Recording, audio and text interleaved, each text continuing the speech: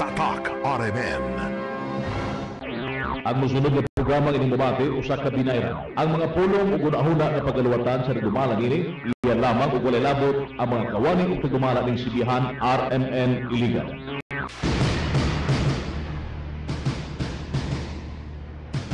Ang takna sa DXIC ang paborito ninyong stasyon ning Dakbayan. Alas 8:04 sa buntag. Maayong buntag kaninyong tanan mga higala ug welcome na usab sa atong tulumanon. BDM mas maayo boss.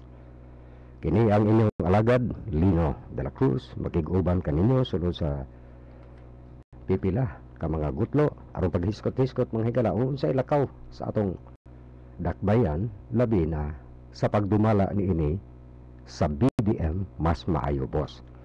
Apan sa di pa tamo padayon mga higala atong sublion nga ang kahulugan sa BDM binuhatan daghang matabangan. Kini naglangkob kanila ni Belmonte, D ug Marso. Samtang ang mas maayo boss naglangkob kanila ni Maglinaw Orlando. Iliganon nga tinuoray nga mo serbisyo nga Mr. Clean o walay kontrobersiya. Samtang si Bong Abagan Jr. tinuoray mo serbisyo sa katawhan labi na dito sa mga senior citizens. Samtang si Joe Salsos maoy Mr. Housing ug nagpadayon ang pagtabang niya sa mga urban poor ug ubang mga sektor ning Dakbayan. Samtang si Magaro Noel manghigala mao kanay gitawag nga walay kinutuban ang iyang pagtabang diha sa kabukiran aron adunay kahusay ug kalinaw diha. Samtang si Anghay Ariel Mr. Educator tungod kay siya may chairman sa Committee on Education sa Sangguniang Panglusod. Yang Marlin naglaban sa katungod sa katawhan, naglaban isab sa mga kababayenan mga higala. Samtang si Obial Yusafeno siya mga higala si Mr. PhilHealth ug si Mr. o Doktor ng Masa. Si former City Councilor Alfredo Busico maoy sinati ug maoy eksperyensyado diha sa Sangguniang Panglusod. Opeñano Roy Mr. Livelihood Xiao Freddy masaligan, masandigan ug masangpit. Samtang si Sweet Michelle maoy tingog sa kababayenan ug iyang gipreserbar ang kultura sa Dakbayan mga higala. So balik ta dinhi sa BDM mga higala nga ang kahulugan ini bag-ong kahulugan mga higala tungod sa paglantaw sa grupo BDM mas maayo boss. Sa paglantaw nila kung unsay ilang buhaton karong sunod tulo ka tuig gikan karong pagkahuman sa eleksyon mga higala. Kana kung suportahan ninyo of course. Ang ilang pagabuhaton mga higala mao ang pagpadayon sa business development sa Department of Education Support Program sa Medical Assistance Development. Unahon tani paghiskot mga higala ang kabahin sa business development.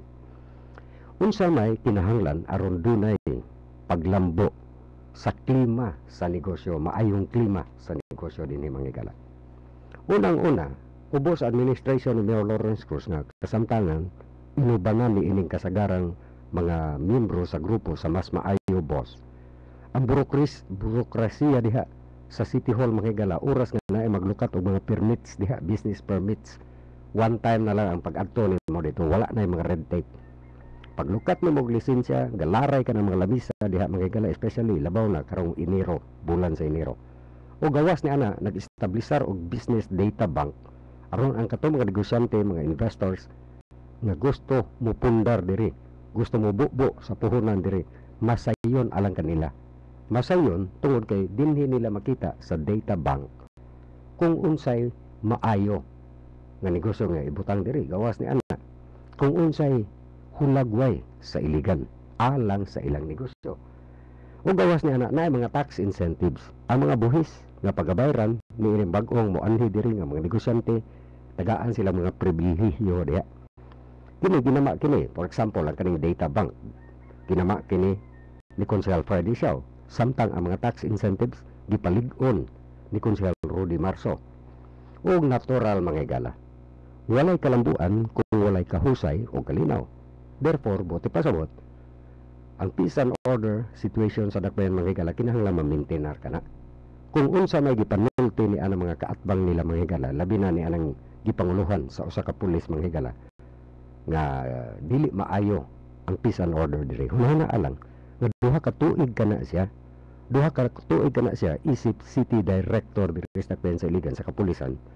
Apan wala pa may kabag-uhan pagbiya niya. In fact, wa pa gani mahuman ang iyang tour of duty mga higala.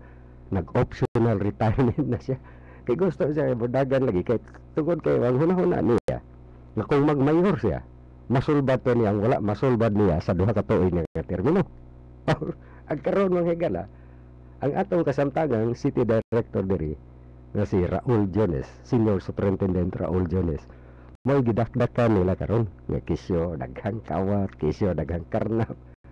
I mean, the same scenario mga higala, the same kahintang ni atong termino ni ining pulis nga karon gusto magkandidato pagka mayor. But anyway mga higala, isgutan tara na sa ubang edisyon. Peace and order, basic infrastructure. Aron mo lambo ang usa ka dakbayan mga higala magkinahanglan kini og gitawag nga basic infrastructure. Unsa man ang mga basic infrastructure? Natural na adiha ang infrastruktura man ni mga higala, ang water system development karon sa administration ni Mayor Lawrence Ross. Lakip na ning mga mudagan karon. Of course, Vice Mayor Henry Ding nga gituboy ni Congressman Barb Belmonte pagka mayor. Si Konsehal Rudy Marso pagka vice mayor.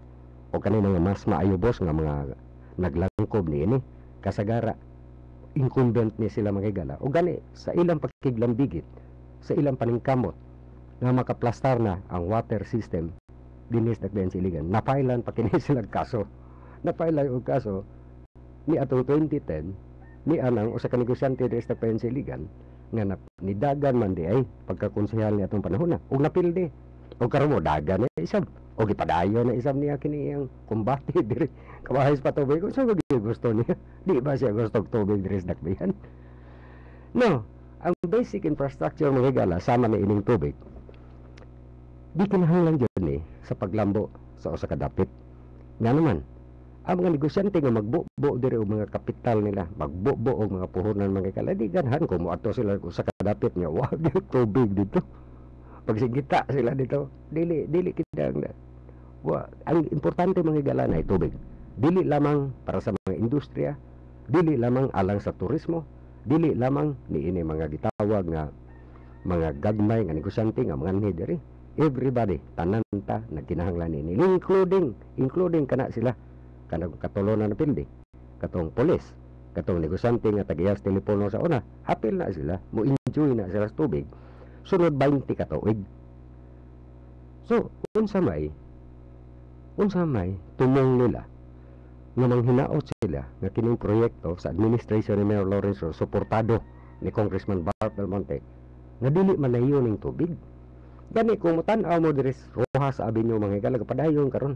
Kapadayon na ang mga contractor diya tungod kay nangayo na sila extension mga higala gitugutan kana sila sa lokal nga kagamhanan aron gyud matibawas na nila. In fact, nitong nakalabang tuig later part of last year, nag-anunsyo na ang project implementation manager nga si Engineer Nono Katoliko na 95% na ang katumana ni ini.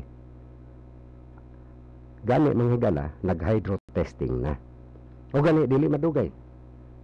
Maglimpyo na. Butangan na mga disinfectant aron malimpyo ka ng tubo o diha na. Nakita dito sa hydro testing mga higala nga ang pressure per square inch bastante gyud. Nga kung matiwas ka ng linya, ang main line padulong sa Barangay Dalipuga, kusog ang pressure, moabot ditong tubig. Now, ang kaning negosyante nga tagiyas telepono, sige siya pagarpar mga higala nga walay distribution lines. Kini either wala siya ka balo, wala siya ma-update kung unsay katabo niya o katong tigpagarpar po niya dito sa ubang karadyohan, wa po kalibutan. Nga naman, ang kanang water project sa administration nila mga higala, Mayor Lawrence Ross, naka-save og 60 milyones pesos. Naka-save tigom og 60 milyones ka pesos. Asa man ni gamita? Si Mayor Lawrence Ross nangayo na og otoridad, gihatagan na sa sangko na ang panglusod og otoridad nga mopalit og mga tubong gagmay, vinyl pipes. Aron idungag, dili ingo nga maghimo pa og mga distribution lines, apan idungag og iilis dito sa mga asbestos pipes nga karaan nga makadaot sa atong panglawas. Muna'y gamiton sa 60 million pesos. So kwahi sa gipang-ingon sa mga kaatbang nila manghigala nga walay distribution lines. Kana manghigala, bisag mga otoridad na ang katong inkargado gyud sa proyekto, ang katong mga engineers, ang kanang mga gasulti na nga naay distribution lines. Kay kung walay distribution lines manghigala, dili na moabot dito sa mga kabarangayan diha ang mga tubig, ang tubig. So wala na alam manghigala nga mo ingon tong negosyante dito na walay distribution lines. Unsa ba gyud? Gani ko maginundo manghigala ni atong panahon sa Bagyong Sindong. Naay international group nga naghatag og ayuda dinhi alang sa mga sindong survivors. Mga relief goods. Gani apil pa dito mga tents manghigala, mga tuldat tents. Ang nahitabo manghigala gipaabangan na ni atong negosyante tag-iya sa telepono ang iyang yarda diha sa ilang gitawag nga ancestral house nila o giabangan kato sa Plan International. Mao kanang grupo, international group nga magpadala og donation diri pinaagi sa mga relief goods para mahatag dito sa mga nabiktima sa Bagyong Sindong. So diha gi-stack sa ancestral house ang mga relief goods sa Plan International. Apan sa diha na ang kinahanglan i-distribute na again manghigala distribution ang hilig ni pag-distribute na ipanghatag na unta dito sa mga sentong victims. Gusto ni anang negosyante nga giabangan ang iyang pwesto diha sa ancestral house nga siya mismo mo distribute sa mga relief goods ngadto sa mga sentong victims karon. Kay ang plano sa Plan International ang mo distribute sa mga relief goods usa ka NGO, non-government organization, aron hapsay. Apan ni-insistir kining negosyante nga siya ra lagi gisarha na niya diha ang iyang gate diha, gitap-tapan o mga trapal ka ng iyang kural para way makalili dito nga mga sendong victims. Labaw na gito mga NGO nga gusto na gito ihatol dito ang mga relief goods sa mga biktima. Ang nahitabo gihulga to niya ang taga-NGO nga ipapulis. So gitaho kini sa NGO dito sa Plan International nga ang plano ni anang negosyante lahi kay sa Plan International. So gipull out sa Plan International ang maong mga relief goods ug gibalhin dito sa relihiyoso nga grupo nga maoy nag-apod-apod sa mga relief goods ug angay-angay. Diha lang mahigala makita ninyo. Ma-estimate ninyo kung unsa ni simbakog, ambot lang kung maka-appeal na diha sa sangkot ng panglusod. These are the people manghigala, these are the personalities na kanunay gahulagway ni ini nga proyekto sa patubig na suportado pa gani ni Congressman Bart Belmonte nga dili madayon. Sige silang sabwag diha kaninyo nga kanang tubiga, kanang proyekto ha way pulos dili gyud na wagas. 95% na ang katumanan. That was last year pa, last part of last year. O nga karon mo sabwag hapon nila ning dili mao nga mga impormasyon diha kaninyo. Usa lamang kana mga galabo sa ang paningkamot nila, Mayor Lawrence, Vice Mayor Henry G, Konsehal Rodi Marso, mas maayo boss, Congressman Bart Belmonte, na kining basic infrastructure sa tubig manghigala, mao kini tipik na isab sa pagpadayon sa business development sa dakbayan. So mao kana manghigala. Wa pay labot ya, mahisgutin nato manghigala ang simpre. Ang power situation, kuryente. Tungo kay importante mo po ang kuryente. Apan lagi, dili man na out of jurisdiction o out of sa ilang gahom nga magbuot na ining kuryente. Tungo kay doon natay industriya sa kuryente, doon natay struktura sa industriya sa kuryente nga mao'y magbuot niya na. Anyway, manghigala, dili man lang iligan ang naapektado ni ining pag-brown out o rotating brown out. Apan tibuok Mindanao. O tipik ka na sa ilang gitan lantaw tod manghigala na tipik sa ilang business development ang consideration nga kinahanglan doon natay permanenteng kuryente. That's why ang kanang nahitabo siya sa Iligan Diesel Power Plant manghigala. Tuwa pa kana dito sa Commission on Audit aron resolbahon kana sa Commission on Audit. Kung maresolbar na kana sa Commission on Audit, so ipaandar na sa Maalcantara, sa Conrado Alcantara Conal. Ang Conal mo magpaandar niya na. O gani giino na sa Mindanao Development Agency or Authority nga ang kanang IDPP maunay una nga makatabang makahupay sa power situation sa Mindanao tungod kay kana 102 megawatts kana manghigala. O kana makatabang aron minus ang katason sa rotating brownout. Inisyal lang na hangtod sa mga human na ang mga hydro plants o uban pang mga planta sa kuryente. Anyway, ato ng latawan manghigala. Lain isab na panglantaw sa grupo nga BDM mas maayo boss. Mao ang Department of Education Support Program. Unsa man ang Department of Education Support Program? Kini manghigala makita kini ang suporta sa Department of Education sa mga programa sa dakbayan pang-edukasyon. Sama ni anang kasamtangan kamo na nagtukod ng mga school buildings manghigala nga diin ang lokal nga kagamhanan naghatag og 50% diha sa kinatibok ang kantidad sa proyekto daghan ning mga classroom. Samtang ang Department of Education naghatag isab og 50% nga pundo alang ni ini nga programa. Usa kini support kana sa education program sa dakbayan nga diin matawag ni nato manghigala nga government and private partnership o government to government partnership, DepEd LGU, local government unit. Kamo na nang gitukod karon ang mga classrooms diri sa dakbayan manghigala. Of course, wala pay labot ya ang mga classrooms nga gipangtukod diri, gipanghatag diri sa Federation of Filipino-Chinese Chamber of Commerce and Industries, pinaagi ni Vice Mayor Henry D. Ang istruktura ni ining programa sa gobyerno alang sa edukasyon manghigala nakahanay kini as far as ang LGU is concerned, pinaagi sa komitiba ni Konsehal Ariel Angay, ang education chairman diha sa komitiba sa Sangguniang Panglusod, o pinaagi isab sa school board nga mao ang chairman mao si Mayor Lawrence Cruz, nga ang salapi sa school board manghigala dinhi gigahin sa pagtukod o mga classrooms. Samtang ang kaning School for the Barrio program sa Federation of Filipino-Chinese Chamber of Commerce and Industries, dugay na ni manghigala pila ka dekada na ni. Sukad pa nga nagkonsehal pa si Vice Mayor Henry D. hangtod karon nga bisi mayor siya ug ipadayon pa niya. Sa sunod nga tuig o tulo ka tuig manghigala nga diin mao kini gidungan nila nga programa sa naka-implementar na sana daghan ng natabangan sa mga programa nila sulod sa milabay nga unom ka tuig. Additional ni manghigala. So, edukasyon. Usa sa gitutukan yun ang classrooms. Tungod kay kung walay classrooms, unsa ang pag-eskwela sa mga bata? Dili maka-estudyo, dili makatuon og insakto tungod kay wa may klarong classroom. So kana mo giuna nila manghigala. This is a part of course lahi kini kay sa mga daycare program ni Vice Mayor Henry D. Now of course, kung daycare ka, nag-start na kadiha sa proseso sa edukasyon. So mao kana ang gitawag nga DepEd Support Program. O kini manghigala matod pa ni Konsehal Anghay, daghan na siyang mga programa isab nga gilatid manghigala aron isunod dinhi. Aron sa sunod umaabot nga tulo ka tuig ang kaning ilang binuhatan mas daghan pang matabangan. BDM.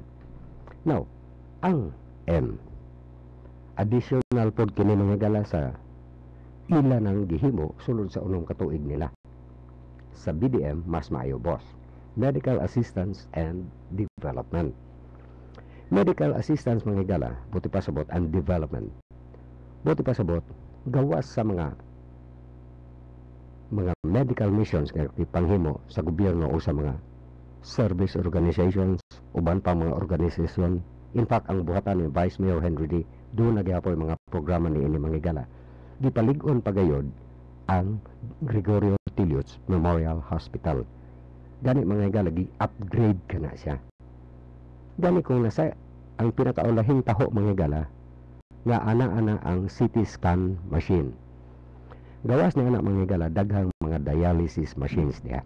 ug daghang pang mga ekipo nga idungag diha. Gawa sa mga wards, kwarto, nagipangtukod mga higala, bag-uhay pa lamang, gihatagan diha og usa ka kwarto, pinaagi sa inisyatiba, sa ALIF, party list, o pinaagi isab ni Konsehal Bong Abracan. Gihatagan niya lawak ang mga barangay officials nga diin dito sila, kung ma-admit man sila simbako, dito sila ibutang ang mga barangay officials. Tipik lamang kini mga higala sa gipalig-on diha. Gani, nasundan man nato itong programa ni Manager Ramil Imburong mga higala, nga diin ang nahisgutan nila public-private partnership o gani ang ubang mga pag-privatize niya ng ospital, lakip naman diha. So apan ang konsepto, ang espiritu nganong naana ang Gregorio Tilios Memorial Hospital diha mga higala, tungod kay kana ospital na sa mga kabos. Matod pa ni Mayor Lorenzo, dili tumong niya nga i-upgrade ka na pananglitan butangan og CT scan nga makikumpetensya siya sa mga pribado nga mga ospital. Apan ang katuyoan na ang mga kabos adunay maadtuan oras nga magkasakit sila. Especially purting mahala ni anang CT scan mga higala. Kung magpatira ka niya, magpatanaw ka niya ng CT scan, 8,000 ang tirada niya na. Dabi kung ang imong doon na kay head injury pananglitan, tirahan kag katulo, kaupat ba karon na itong CT scan, kung tanawang bagid o okay ra bang ulo nimo. Huna-huna alang unsa ka mahal na. Samtang diri sa Gregorio Tilios Memorial Hospital, istudyohan na sa mga administrador niya sa Committee on Health mga higala kung unsaon pag charge ana didto sa mga kabos. Naagya po yun. May of course ang maintenance niya na, ang technician niya na. Buti pa sabot mga higala nga ang GTLMH alang ka na sa mga kabos. Tungkol kay kinsa may modawat nila nga pribadong ospital kung wala kay katipositos. So hunang ka di anak mga higala. So diha, gisalo diha tanan. O kana, that explains mga higala. Ang kanang gipangsaway nila nga pirmi walay tambal diha. Alang-alag, dili mahurot ang tambal. Halos puro libre na tanan libre. Indigency. Doon ako indigency department diha. So, buti pa sabot mga higala, dili ka tingalahan. Nga ang mga tambal diha. Hurot diretso. Uyawa ako na income ng GTLMH. Ang City Hall mo, gaabuno diha. Kanunay, matag tuig. Ga-subsidize diha. Tungkol kay dili man tuyo lagi ni ana. Nga mo siya. Ang kanang hospital. Tungod kay ang tuyo niya na aron matambalan ang mga kabos nga libre o dunay donation okay lang muna yung sistema diha. So walay rason, walay punto na magsigit ag lalis nganong walay tambal diha. Hurot na gani mga higala sa una nalakbitan pa gani ang Lanao del Norte, ang ubang mga lumulupyo diha dinhi magpatambal. So walay problema na mga higala. Labi na karon tungod kay ang Lanao del Norte ila pong gipalig-on dito ang ilang sistema sa health sa maayong panglawas mga higala pinaagi karon kani atong isgutan. Pipila na kabulan mga higala nga ang buhatan ni Congressman Bart Belmonte nag-apod-apod og mga PhilHealth identification cards alang kana sa tuig 2012-2013 sa katuig kanang coverage. Ang kanang pundo gigamit dinhi mga higala, pundo kada ni Congressman Bart Belmonte, pundo ni Mayor Lawrence Cruz diha sa City Hall, ug pundo ni Presidente Noy Aquino. Buti pa sabot ang coverage karon sa PhilHealth mga higala, gawas nga gipang-renew katong uban, gipalapdan pa gyud nga mas madaghan-daghan pa ang mga mahimong benepisyaryo. Tipik kana mga higala sa Medical Assistance and Development sa litrang M diri sa BDM. O kana mga higala padayon lang na. Actually, labing tinuod dugay ra ni mga PhilHealth. Sukad pagkahimo congressman ni Congressman Bart Belmonte, duha ka termino na siya mga higala, kapadayon pa lang ni. Inanay kini nga sige siya butang diag pundo pinaagi sa Priority Development Assistance Fund niya mga higala. Aron mas daghan-daghan pa ang makubiran sa PhilHealth. Ang PhilHealth mga higala, perting dako ang tabang ni anak. Wa ko kabantay sa oras jud. Anyway, mga higala, ato ra ning padayon puhon-puhon mga higala. Apan ugma do na tay Gikan sa alas City, padulang alas 9, atangin ninyo mga kalasi. City Treasurer, Noela May Between, o si Ray Roque sa housing, mo'y atong dinapit. Once again mga kaladaghan, kayong salamat sa inyong pagpawinaw. Kinina usab ang inyong alagad, Lino de la Cruz, uban kang Judy, bunhok diri sa Pikas Lawak mga kalamu ingon kaninyo. Again, daghang salamat ug maayong buntag kaninyong tanan. Ining debate ang usa ka binayran nga programa. Ang mga pulong ug gunahuna nga giluwatan sa nagdumala, iyan lamang ug walay labot ang mga kawani ug tagdumala ning sibihan RMN Iligan. Sa Pilipinas, maraming radyo pero iisang network lamang ang may pinakamaraming numero 1. DYHP Cebu, number 1. DYRI Iloilo, number 1. DXDC Davao, number 1. DXRC Zamboanga, number 1. DXCC Cagayan de Oro, number 1. DYHB Bacolod, number 1. Sa kasaysayan ng radyo sa ating bayan, sa iisang tahanan lamang nagmumula ang mga number 1. RMN, pinakamaraming nakikinig. RMN, pinakamaraming natutulungan. RMN, pinakamaraming advertisers. RMN, pinakamaraming number 1. Jensan, Iligan, Pagadian, Dipolo, Cotabato, pinakamaraming himpilan. Naga, Baguio, Dagupan, Viga, Lucena, Kawayan, Legazpi, Masbate, Ormoc, Tugigaraw, Cotabato,